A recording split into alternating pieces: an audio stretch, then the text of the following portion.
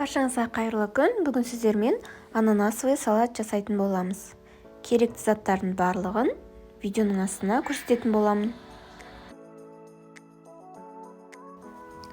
Алдымен піскен жұмыртқаның ортасындағы сарысын алып, ағын бөлек турап аламыз, 4 бұрышты етіп. Маған бір тарелка салат жасау үшін 5 жұмыртқа жеткілікті болды.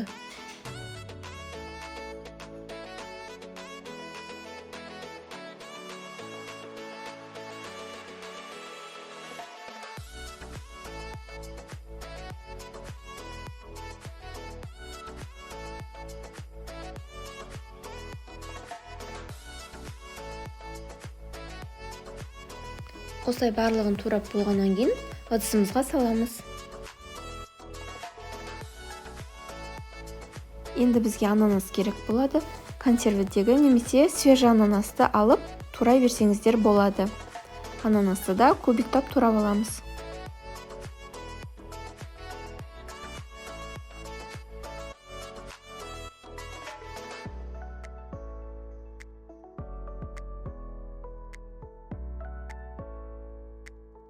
Роляданы да кубиктап турап аламыз.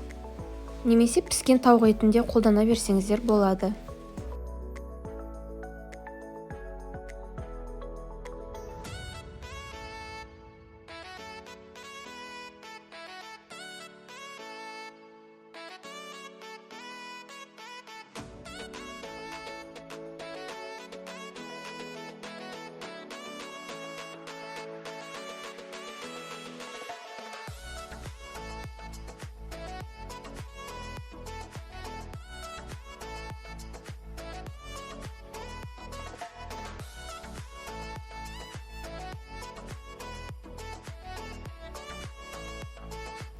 Ыдысымызға саламыз. Енді сырды үккіштің үлкенінен өткізіп аламыз.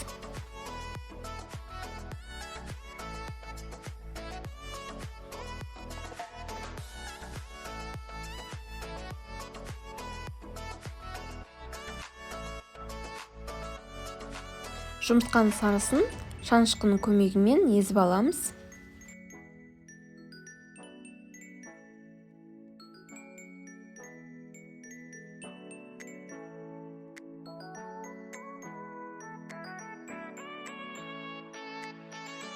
Одан кейін салатымыздың үстіне саламыз.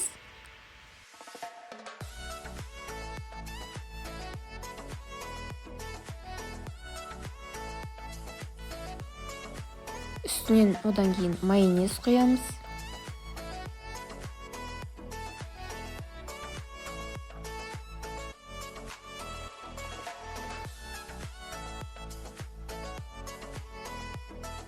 Татымына қарай тұз салып, біркелкі болғанша араластырамыз.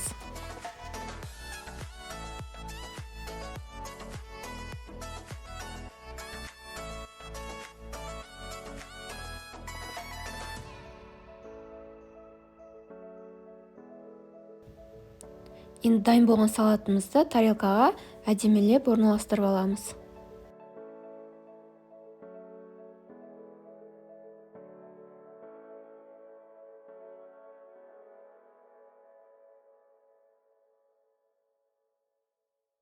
Осылай да дастарханға ұсына берсеңіздер болады, немесе мен сияқты видеодағыдай жан-жағына чипсы қойып, әрлеп шықсаңыздар болады.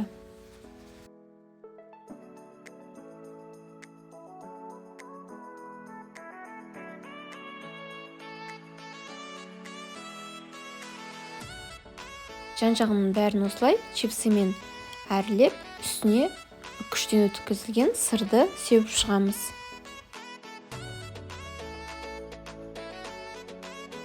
Осымен біздің салатымыз дайын. Міндетті түрде жасап көріңіздер, өте дәмді болып шығады.